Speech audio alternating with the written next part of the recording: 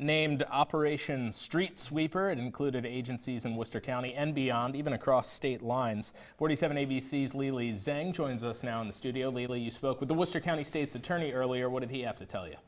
Yeah, David, Emily, that's right. We spoke to Bo Oglesby one-on-one today, and he says this investigation primarily targeted the northern part of Worcester County, so Ocean City, Bishopville, and Berlin, among cities. The governor-elect has mentioned that there are going to be hard times ahead. What do you have to say about that? Now, officials are recommending that residents stay off the roads until conditions improve, but if you do have to be on the roads, to, of course, exercise caution. We're actually on the observation tower right now, but a little earlier this afternoon, we got to test out a few other thrill rides. We begin tonight in Sussex County. Folks from all over Delaware joined together in Lewis today for a peaceful protest.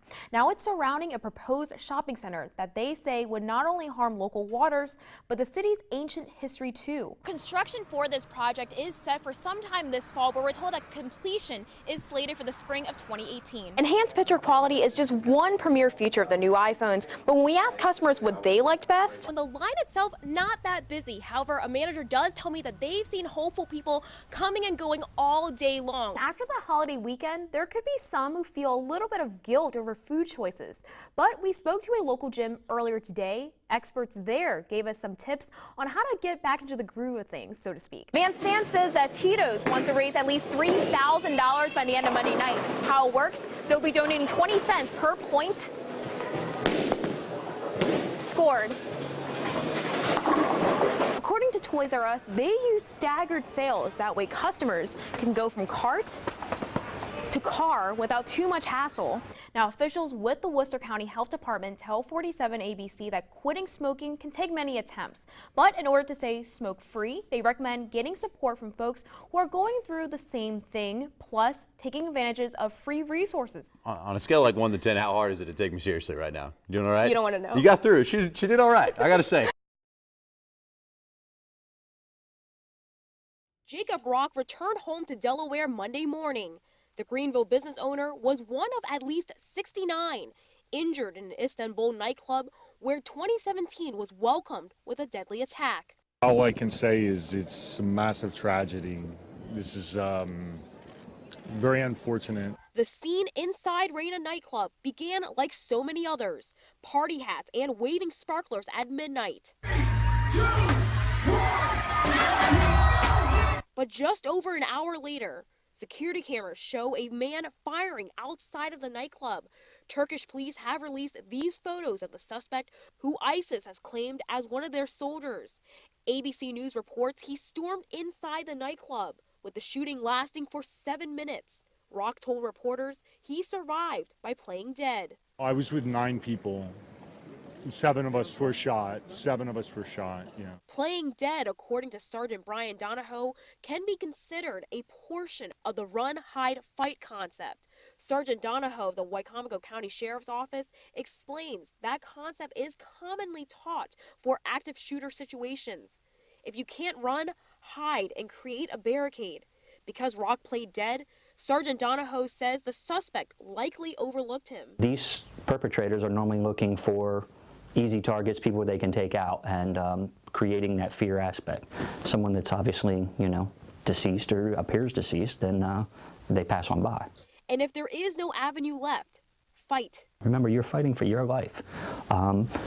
Use everything you can think of. I mean, everything is allowable when you're fighting for your life.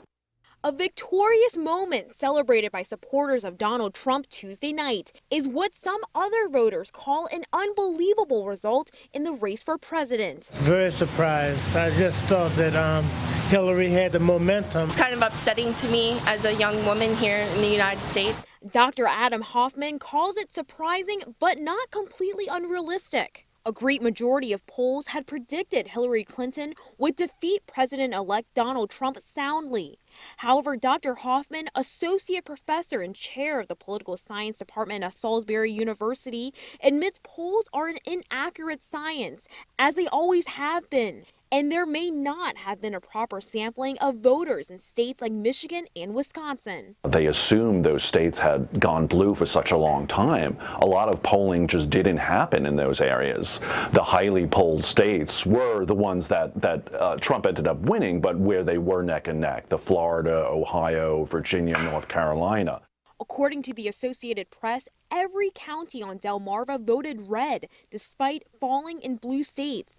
Dr. Hoffman says this is typical, with many working-class white voters seeing Trump as a candidate for change. A similar sentiment from House Speaker Paul Ryan, who says Trump heard a voice in the country and responded. He connected in ways with people no one else did.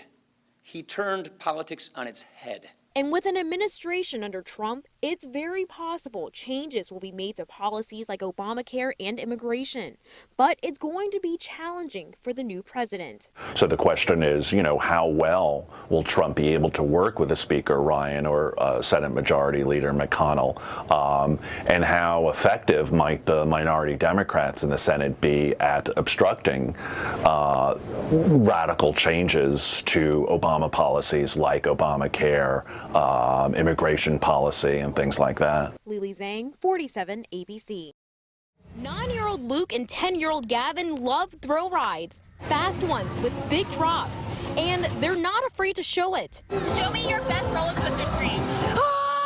There's been plenty of that on the Carnival rides presented by Wade Shows. This year, there's 59 to choose from, ranging from children's rides to something a little more daring. If you just look at them and they look scary, you just got to do it, because sometimes you just psych yourself out like I used to. Now I love them. With Luke's advice, 47 ABC decided to try some out on our own, starting with the tallest ride. Frank Zychek says the Mega Drop stands at 135 feet. I had to try it, and so did 47 ABC photographer Jamel Stevenson. Or so we thought. Don't think about it.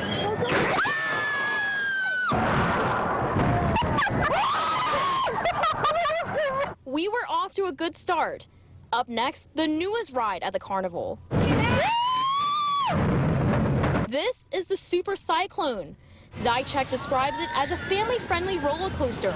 I've ridden it once at Fiesta San Antonio. The president of that event was kind of afraid to go on it, and I said, oh, come on, I'll go on it with you, and it was a great ride. I enjoyed it. But I have to say the best ride of all was a classic one, the Enterprise.